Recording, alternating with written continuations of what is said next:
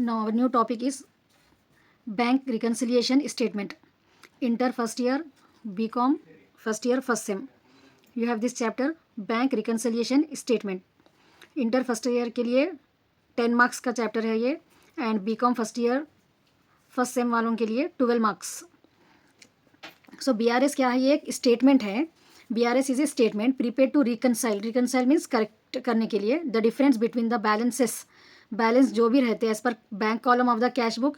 Cash book का bank column जो रहता है, हम 3 कॉलम कैश बुक बनाते हैं ना, उसमें एक बैंक कॉलम बनाते हैं हम. तो वो बैंक कॉलम का अमाउंट में डिफरेंस चेंजेस रहते हैं and the passbook on the given date. और पासबुक के बैलेंस में डिफरेंस रहते given date.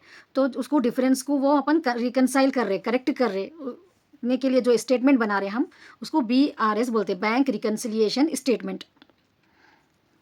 No cash book के अंदर अपने को बैंक कॉलम में डेबिट साइड क्या लिखते हैं हम? रिसीप्ट्स लिखते. क्रेडिट साइड पेमेंट्स लिखते. ये बेसिक कॉन्सेप्ट है आपको, ठीक है.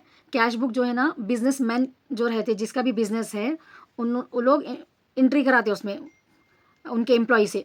सो मतलब बिजनेसमैन वो लोग ही एंटर करते ये कैश बुक में, उनका अमाउंट कितना आ रहा, कितना पेमेंट हो रहा, ठीक है. पासबुक में कौन एंटर करते हैं? बैंक वाले एंटर करते हैं इसमें. तो डेबिट साइड में क्या रहता है अपने को? पेमेंट्स रहता पासबुक में. और क्रेडिट साइड में जो है सो डिपॉजिट्स एंड रिसीप्ट्स रहते. ये पासबुक है रहती ना हमारी. अगर आप बैंक में जाके कुछ डिपॉजिट करें तो लोग यहाँ पर लिखते ये credit, your amount is credited बोल के आता. अगर आपके 10,000 बैलेंस था बैंक में, 5,000 आप और डिपॉजिट कराए, so your amount 5,000 has been credited बोल के बोलते बैंक वाले. आपको फ़ोन में मैसेज भी क्रेडिटेड बोल के आता डिपॉजिट्स को. अगर आप विड्रॉल करें, पेमेंट कर रहे अगर कुछ, तो डेबिट साइड में आता वो पासबुक की, योर अमाउंट इज़ डेबिटेड बोल के.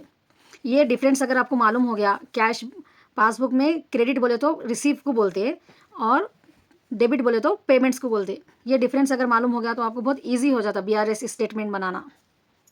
So this is the proforma of the passbook. ये आप ड्रॉ करके रख लो, आपको बहुत इजी हो जाता आपको समझने के लिए. डेट, पर्टिकुलर्स, विड्रॉल, डेबिट बोल के रहता, डिपॉजिट्स क्रेडिट बोल के रहता, और आपका बैलेंस बताता है यहाँ पर पासबुक में, ठीक है.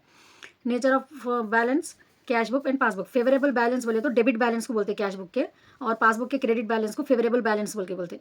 अनफेवरेबल बैलेंस, कैश बुक का अगर क्रेडिट बैलेंस रहा तो उसको अनफेवरेबल बैलेंस बोलते. एंड पासबुक का डेबिट अनफेवरेबल बैलेंस कब रहता है? Debit balance.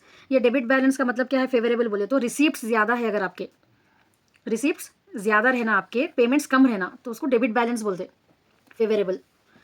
और कैश बुक का क्रेडिट बैलेंस का मतलब क्या रहता है? आपके कैश बुक पासबुक में जो है सो रिसीप्ट्स ज़्यादा है, पेमेंट्स कम है, तो क्रेडिट बैलेंस बोल के बोलते. यहाँ पर क्रेडिट बैलेंस कैश बुक बोले तो पेमेंट ज़्यादा है अपने, लेकिन रिसिप्ट्स अगर कम है तो क्रेडिट बैलेंस. पासबुक में भी सेम, अगर पेमेंट ज़्यादा है, रिसिप्ट्स कम है, तो डेबिट बैलेंस, उसको अनफेवरेबल बैलेंस बोलते. It's clear now.